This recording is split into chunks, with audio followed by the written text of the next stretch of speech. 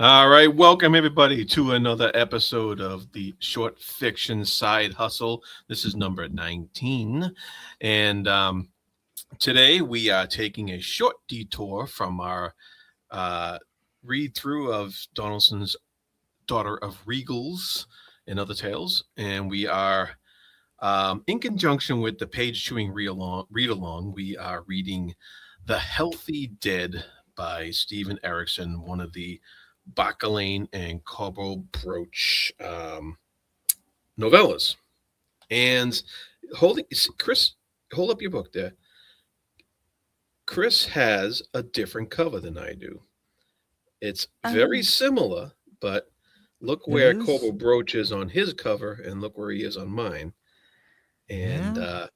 I find that very interesting. Is that a mass market paperback? So this is, I mean, it is, but it's also, I don't know if yours is, but it's a good bit smaller than a mass market paperback in terms of like general size. Oh, really? Do Okay. I have another one I can compare it to? Um, this would probably be about right there. So if you Ah, go back a bit, so it's okay. about that much. I don't know, All right. something like this. So it's a bit shorter than that. Yeah. Because this is a trade paperback. This is a big trade Interesting. paperback. So they I don't know which one came first, but um, it's interesting that they changed the painting. It's the same artist and it's the same almost the Yeah. same painting except for the position Well, of it's the the same logo. color Yeah, yeah, scheme and everything. Yeah, yeah. like, yeah, typeface and whatever he else. Yeah. he did a time lapse painting of Korbal Broach moving, and they used the two parts of the time lapse. That's brilliant. I like that.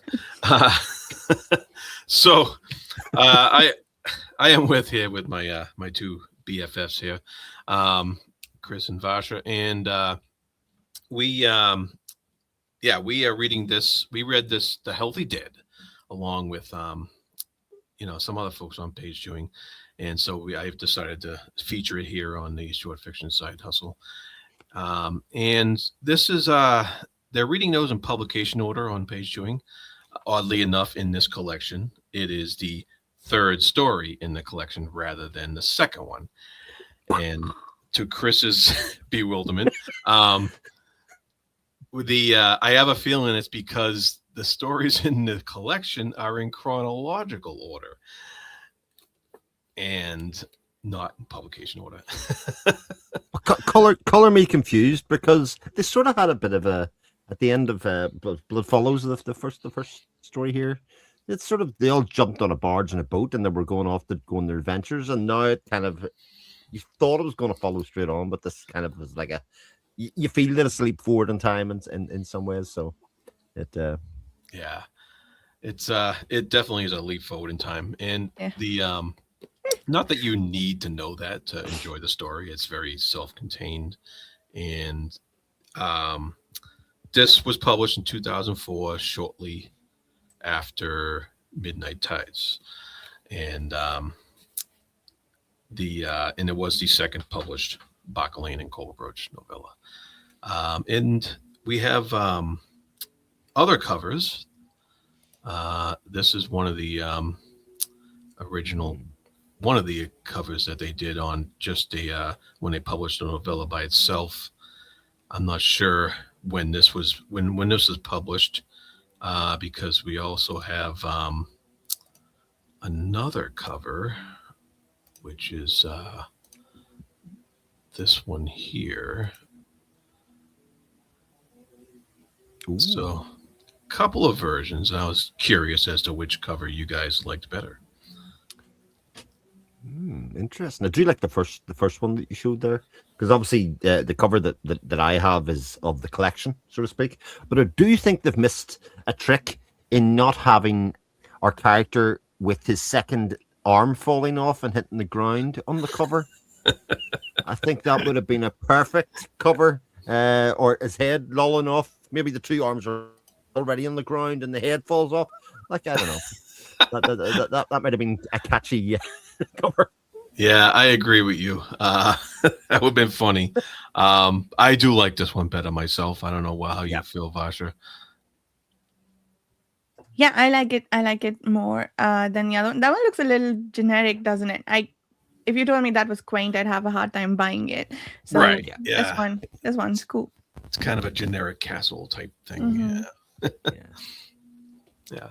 Now this one's cool. I think you can get if you read the story, you know exactly who that is, and I think it's more representative of the story.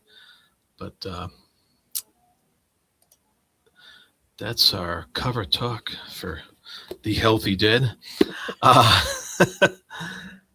So Vasha and I already had a nice discussion about this story with some other friends, and that was very interesting. But Chris, I'm definitely interested in your perspective on this tale. Interesting. So I struggled mightily through most of this story, wondering what the hell was going on and where we were and all of that kind of stuff. There were, in typical, I think, Erikson style, like all the characters in the world, and it must have been like 7, 8, 9, 10 characters or something in it, and most of the chapters were about a page long, and so I find the narrative style of that very, very difficult at the start to kind of get my head around who was what and what was happening and all of that kind of stuff. But by the end of it, got the idea of it as I just like most of the people had faith. I had faith that it would coalesce into me having some meaning and being able to pull together. And it did absolutely. It came through. I feel like I'd need to go back and see exactly what some of those other characters, who they were and where they fit into it and where they dropped off, etc. through it. But the main crux of it, I feel like I followed, but I have no doubt whatsoever that you two fine people will be able to illuminate me on many of the subtleties of the story. Maybe. Maybe. This was my second time reading it. Was it your first time, Vasha? Yes, it was. I was curious, since you've both read Pratchett at this point, how you think, like, this is a completely absurd setting, right? Not quite Discworld absurd, but to a certain extent, like this guy Macrotus, who's I don't know, punishing people because they're not being healthy. What do you guys think in terms of like how it compares to, say, that genre of comedy? That's interesting. Yeah, I didn't go there, but I think there is a certain level of that style of humor that takes an absurd look at a certain aspect of a society that takes something too far, basically, and and because Pratchett does that, he I only read Small Gods, but he takes and Good Omens, and in both of those he takes very absurd looks at religion and twist all the different aspects about it. And so here Erikson seems to be taking the absurd look at people who go to extreme measures to with like a health craze type thing, and so that's the similarity. That where it kind of veers off, I think, is Erikson's so much darker in his absurdity so far, at least from what I've read at Pratchett. and some of Erikson's humor is can be funny on the surface and then scary beneath. Yeah. Big difference for me is that you sort of know what you're getting when you start a Pratchett book, but you know it's going to be purposely from the outset going to be a satire on some sort of thing. So it doesn't catch us by surprise. The sort of dark humor, especially when it is supposed to be very fun in places, that kind of stuff, and that kind of dictates it. So you're on the lookout for it. Whereas for me, this sort of crept up on me a little bit because, as you rightly say, Jared, there's a lot of it's very, very dark. A lot of it's very grim throughout. The photo you put of Quaint beforehand does not reflect what I seen in my head. It was a lot darker at night for most of it, and even when it was light, it was still dark. When I was reading it, the other story that it actually did remind me of, and I can't remember whether it was in Daughter of Regals or Read the Just, was the necromancer story from Donaldson. You know, where the he goes back into town, especially at the end when they go in and the necromancy is happening. The end of this story and that story sort of converge a little in my head in terms of, like, I don't even mean necessarily in the fact that they're very loosely necromancy based, but they kind of had a similar vibe or feel to them at that stage. I think Donaldson in general is a lot more hopeful through more the rest of the story. There's like kind of a brighter part of it. There's a kind of this idea that there's going to be a king or something at the end of it going to come out on top. He's going to win out. Whereas in this one, you've sort of got Bauchelain and Korbal Broach sort of maneuvering and almost like puppet strings, if you know what I mean, around everything that's happening. So it isn't quite this same altruistic outcome that you're looking for. But definitely those were the two stories that I thought were clear. But it would have been nice to see Pratchett do a take on this story, especially. That would have been very funny. I believe, yeah. I think the most Pratchett-like thing for me was all the names. I don't remember if Erikson did that before. I'm sure he did, and I didn't notice. But this one particularly, there were just a lot of puns in all the names of the characters, which Pratchett does a lot of. So I think maybe more than anything else that made me think of Pratchett. But also, if you told me that this was a story from the Discworld with a slight twist, I would have no trouble believing it. So yeah, I think in that sense I really enjoy the absurdness of the setting. Absurdness, absurdism. Okay, I'll shut up. Oh, fine adjectives. I'm sure one of those questions, one of those adjectives must have been right though. So you know, you've covered your bases there.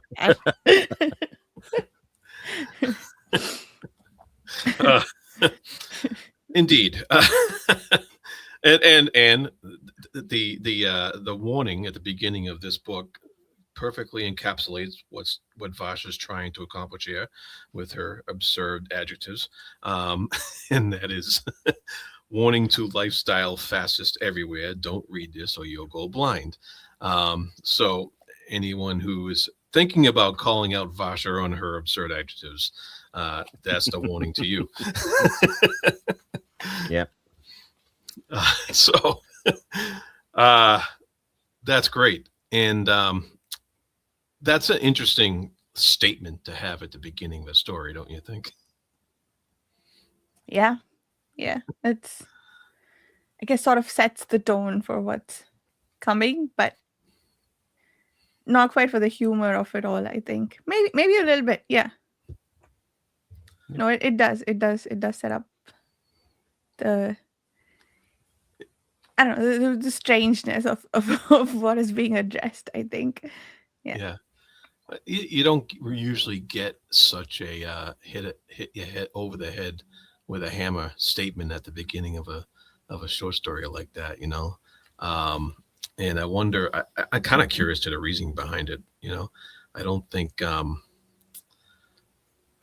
it was necessary personally for me to understand or get it a lot out of the story. So I'm kind of curious as to why that big warning at the beginning. And I just found it interesting, and because I don't think I've encountered that before.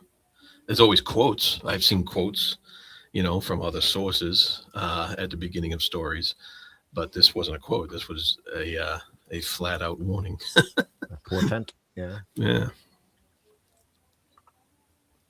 Very interesting. Yeah. So basically, our erstwhile necromancers here are heading into the town of Quaints on a challenge that they are there to depose this king who has set up this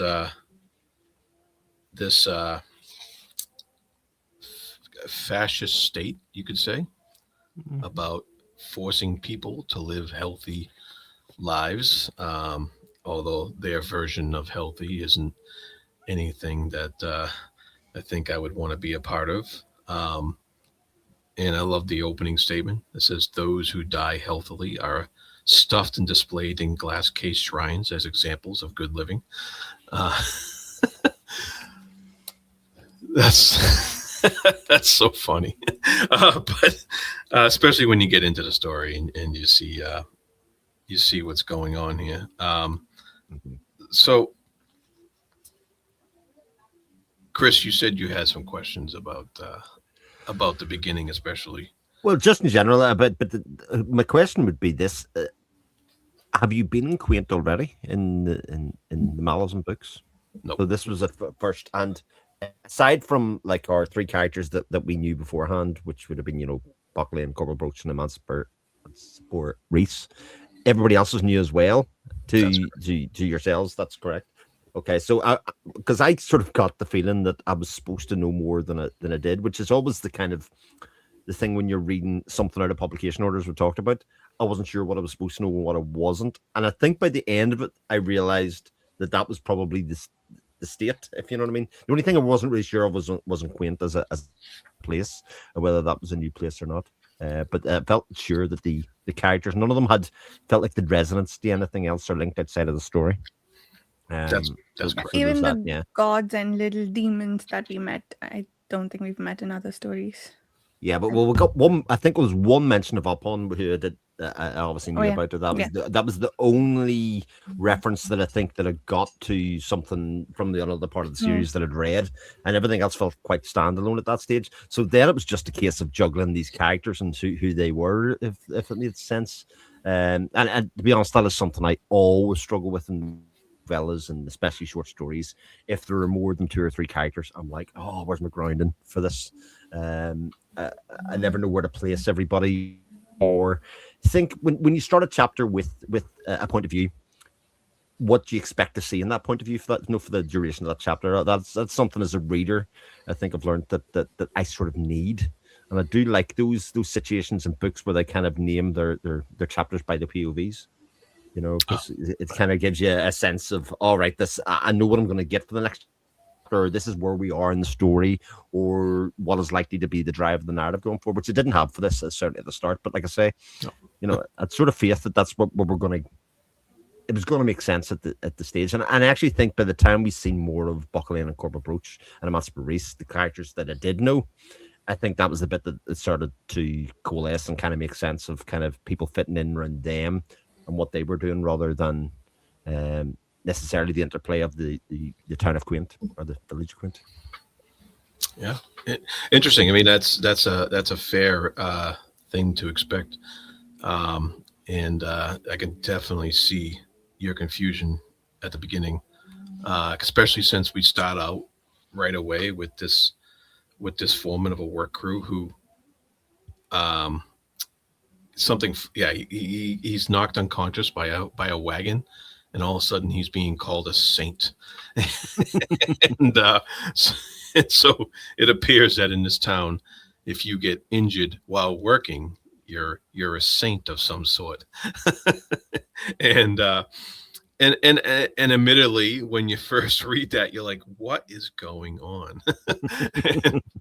and you're introduced to this knight is a paladin, and they're supposed to represent these and enforce and see over these worldly virtues that people are supposed to have. They're on the lookout for wayward actions, which, as we go through the story, we kind of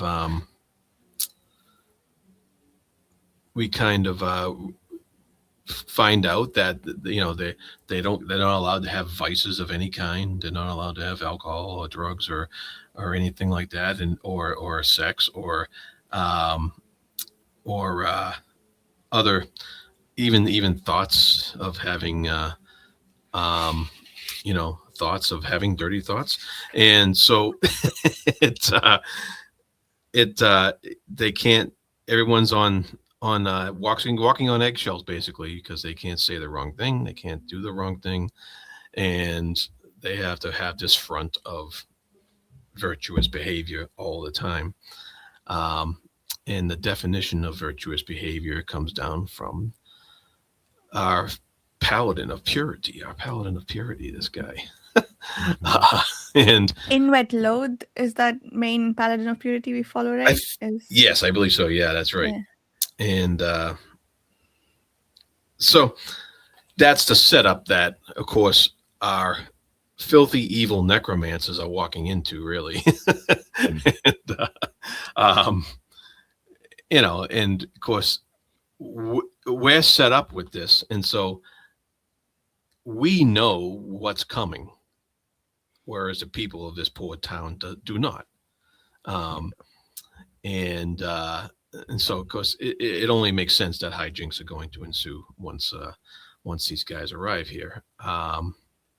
And once again, and this is the part I love about the story, is our pal Emancipor Reese, poor tortured man, is the one who is first sent in with this mission to confront the virtues of Quaint.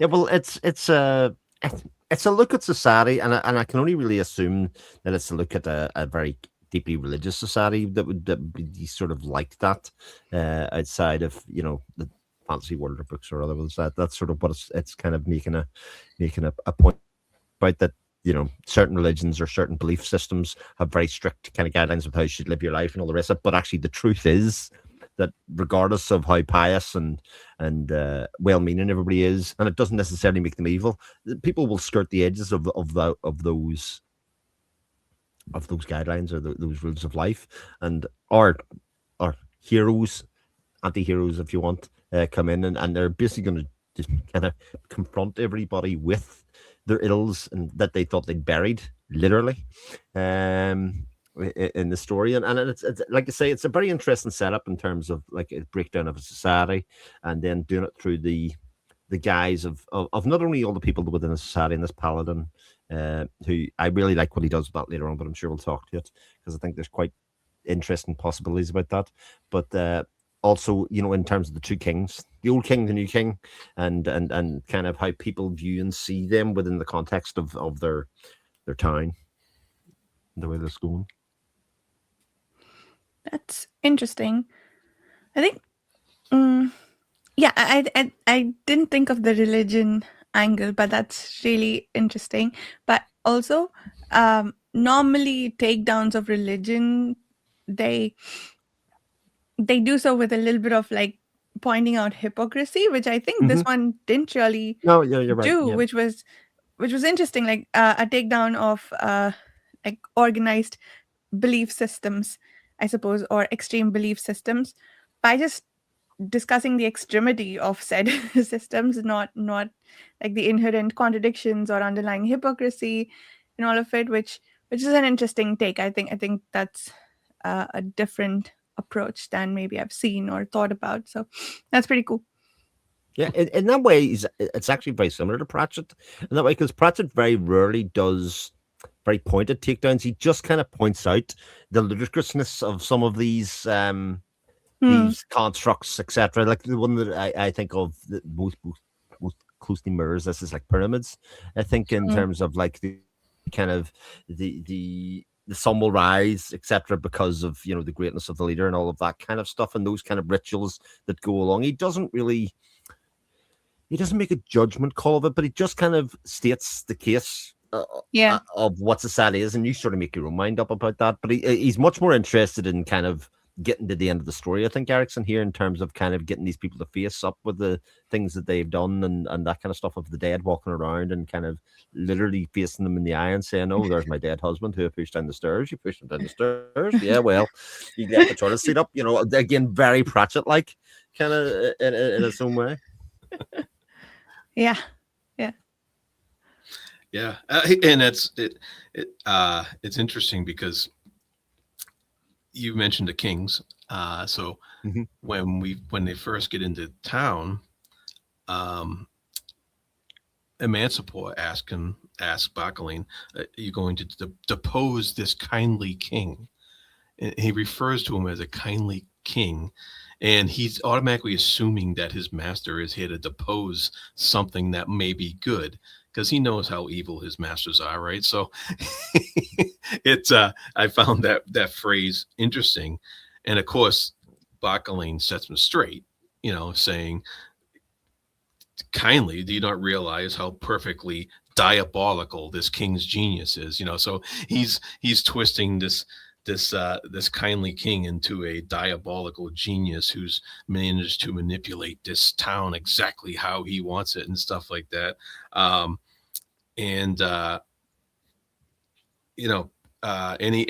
he has his speeches about the what these fake benefits, I guess, are, that the kindly king puts in place. And the main thing that Emancipor gets out of that is that the desire for goodness leads to the downfall of civilization. And which, of course, is our character, Emancipor, always going to the other extreme as far as his interpretation of his master's intentions. So I was wondering what you thought about Emancipor's evolution from the first story to this one, and how his character has grown or acted differently since the initial meeting of his masters.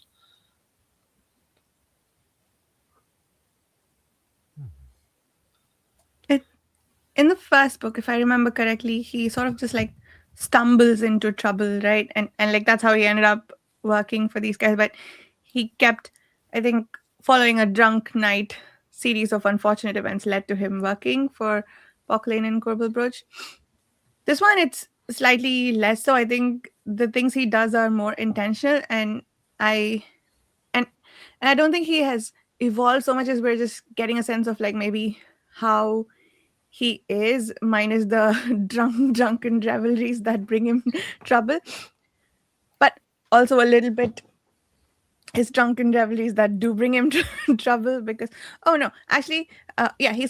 he's got like this whole stash of drugs because he needs to deal with working for them. That was interesting to find.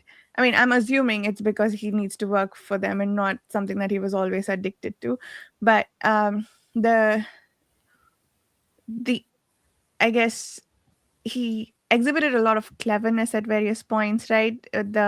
When he decided that he now wants to be called a saint, he got himself out of trouble a few times with some really quick thinking. So I think he has changed for me in terms of how I think about him as just someone like who fumbles into trouble versus someone who can get himself out of trouble really well with a lot of quick thinking, right? I mean, he still manages to get himself in trouble, but that's like because of the circumstances, not because of himself. So I like that sort of shift in the character that we see in this book. Yeah, and like my memory of him from Blood Follows was that he sort of just wanted an honest day's pay. That's sort of what he was looking for. You know, he just wanted a steady employment, and he didn't want to mess it up. He was sort of afraid at that stage. Whereas by the end of that story, he's tied himself to the events and the people that he's got there. And while he's still the same person for sure, like he's still kind of not really totally on board with everything that's going on, I think he's realized his place a little more in terms of, and he seems to be a bit more of accepting. And as you say, he's kind of taking measures to how he lives with that and does that kind of stuff.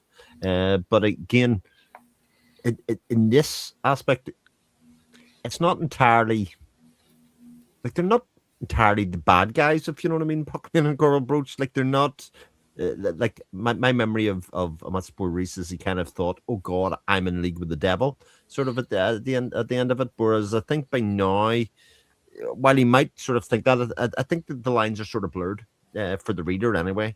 In terms of that, maybe the second story make me feel different with more in the middle, but I sort of feel like they're just sort of making their way through the world and kind of affecting it in ways that they sort of see fit, you know.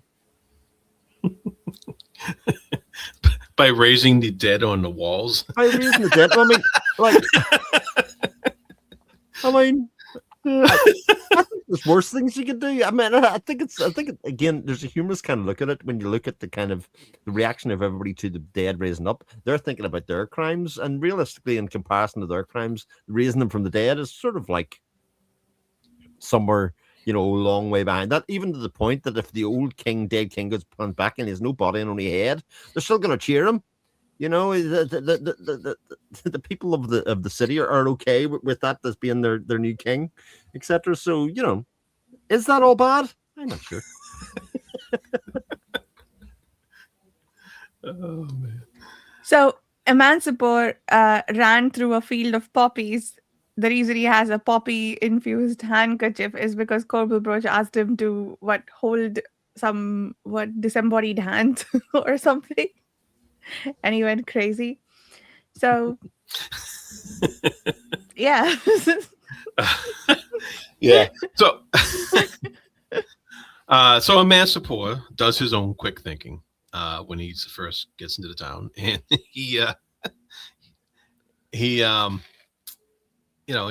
he's proclaimed a saint.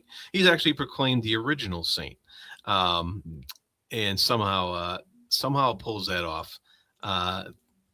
Whether or not you think it's quick thinking or just verbal bumbling, is based up. That's all up to your interpretation of the text. But I love his conversation with the Paladin of Purity, which is he asked him if there can be any second chances, and I think I found it hilarious that the Paladin took that question and said, "Wow, you must really be a saint, indeed, to want to give people second chances." I was just like, okay, that there's some kind of statement there as well. There's some kind of social statement there, and then we get the Paladin's true nature, where he says, the notion of fallibility was invented to absolve mortals of responsibility, and you're just like, oh, this guy is going to die by the end of the story. He is, or something bad's going to happen to him. Yeah. But those kind of questions, help us to navigate the story. Because we're always asking the same questions through Emancipor, basically, and that those were just I thought they were placed wonderfully within the story.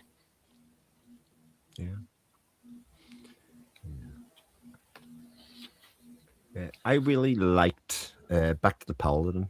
Actually, I really liked when he was sort of, whether you want to call it drugged or otherwise, to kind of act outside of his normal, but how there was this, I thought about it at the time, and then he actually did it. It's kind of trying to rationalize his erratic behavior, but in terms of his own ego, in terms of like trying to justify himself that he was still just and right, even though we know he's sort of under the effects at that stage, but because of his sort of place in society, and it was remarked from other people that he would have done this of his own right, but yes, he's still trying to rationalize in his own mind as having been right. And I thought that was an interesting kind of place to put somebody of that position in society in, because it struck me that that's exactly what would happen in real life, actually, in a lot of ways, even if people would just kind of reflect and make their own excuses for their own behavior, regardless of whether they were in clear mind or not.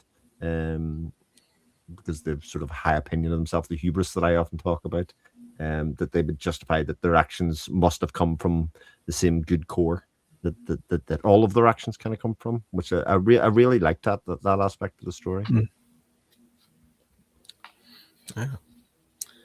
Yeah. One of the things we brought up before in the discussion was the role of the demons in this story, and how they're not like these all-powerful, scary demon types. They're more like, I don't know, little imps or whatever. That they seem to have less power because of the state of this town, this quaint, because of the imposition of the need to be healthy and pure and and all those things. These little demons seem to have less influence than they want. They seem to be kind of down and starving, for I guess, for lack of a better word. And so I think that their portrayal in here is, of course, used for humor purposes. And that's kind of a twist on the whole, demons tempting people and stuff like that. They seem to be more, they're more like a reflection of the state of the society they're in. And the demons seem to have more influence the more their sphere is used within this town. The demon of vice and the demon of lust, and so on and so forth. I just found that portrayal of demons very interesting. Yeah, and the Inebkoff demon, Mhm. I thought it was really interesting how they portrayed that the more they fed on, I guess, the substances that he's a fan of, he grew more powerful, like with the tightening of his clothes that he kept saying that he kept complaining about, but he's like, no, don't cut me out of them. I thought that was funny, but also an interesting way to show that show where he draws his power from. Yeah, and I think it, because if it went the other way, if this place was rife with vice, say, and that demon got really huge, he would then be in the position to be the tyrant, to be the one, so there's something to be said for the balance of all these things to be to be maintained, and that this I think that goes into the fate of this good king too. He failed to achieve his own balance and ended up dying because of it. Yeah. Just died on a treadmill thing or whatever. Exercised himself to death. Yeah. All the reasons for me not to take it up. I mean, this just reaffirmed my fear of exercising too much / at all. Yeah. I'm with you there. Yeah. That's, absolutely. Yeah. I got to balance my vices of drinking and coffee and reading books. It's all sort of coalesced in this very experience, if that makes sense. It's kind of sitting here. It's all their vices sort of into one. I like that. Cheers. Cheers. Cup is empty.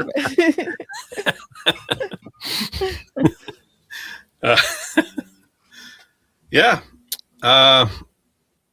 What did you think, Chris, about his speech at the end when he reveals the Lady of Beneficence is the demon of lust? Is the demon of lust?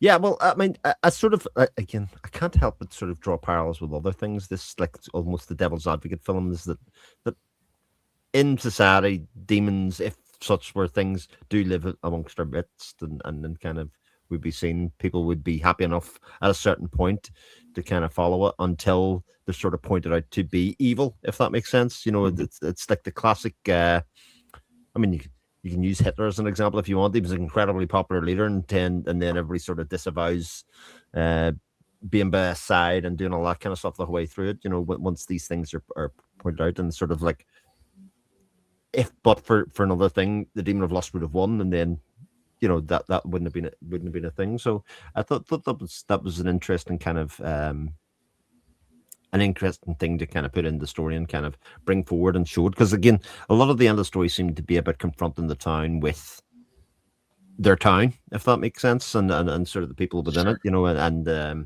and what was there. It wasn't like outsiders came in and necessarily were had ruined it from that way. That sort of ruined it from within the town, and then sort of used the people of the town in that way, which again is very classic trope in literature, I suppose, so probably more so than anything else, or in movies. But yeah, but very nicely done in this regard. Yeah, and I found it interesting that the we have Bauchelain coming in. The demons at first feel like they're getting more power, and feel like they're getting their original power back, and Bauchelain comes in, and they're frightened of him because of the amount of power his aura shows, or whatever, however they determine that. And he's coming in, and to them he's almost a savior, which is kind of a twist on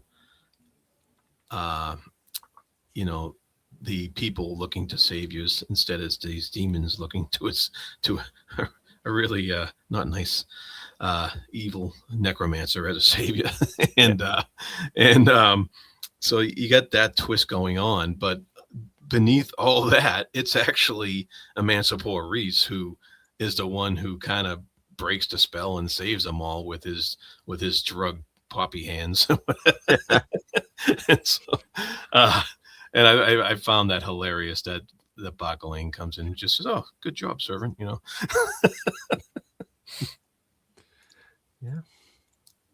It's fun stuff. Very fun. All right. So that was a fun story. It was a lot of neat little things to think about, but overall I think just the portrayal of the absurd was the most fun part of it. And so any last thoughts on the Healthy Dead? Cool to come back into the world that's been set up here. I mean, I was surprised how much I was able to actually remember a bit of Emancipor Reese and Bauchelain, Korbal books, etc. from the first story, because it's a first time read for me in terms of Blood Follows, etc. But I quickly kind of slip inside that, and you never know until you've turned your book whether you're gonna what's gonna stick with you about the world or not. So after the bit where it was the setting of the town, etc., the quaint that I couldn't, I was having struggle with. Like I said, sort of faith that by the end of it, I would be like, right, okay, I know what kind of the thrust of this is about, and sort of being able to hold it together long enough. It's cool. Very cool. All right, Fasha. Not much to add. Fun story. Enjoyed reading it. It was a good break between the longer books we've been doing. So yeah, I'm excited to read the next one. Yeah. I was glad. I was glad to get back to this because it was only my second time reading it, so that's good. All right. Next month, we will return to Daughter of Regals and Other Tales to read the final tale in that book called Sir Visal's Tale. And that's a decent sized novella. It's a good 60 or 70 pages. And so we'll be finishing off this book next month, and that's exciting for me. I like that. So those of you who would wish to join us in reading that, please do. And with all that said, visit my good friends' channels down below, and